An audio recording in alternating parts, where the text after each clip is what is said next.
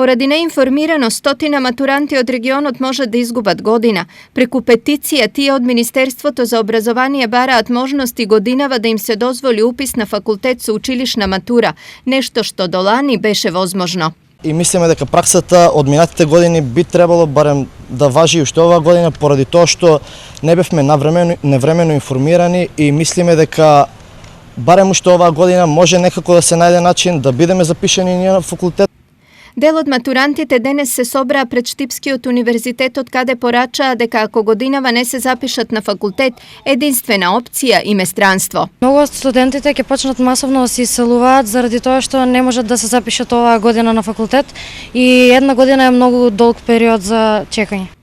Поддршка матурантите денес добија и од сопствениците на приватни студентски домови, кои исто така се засегнати со овој проблем. Имено уписите на студенти кај нив се намалени, зашто бројот на запишани бруцоши е мал. Па ние сме три под Министерство, ОАЗа, Елеников и мојот Логос.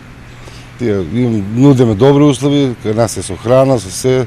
Децата се задоволни, сакат да дојдат, меѓутоа спречувајќи сами уписи не можат едноставно да. Тоа мора нешто Министерство да преземе некој оврси.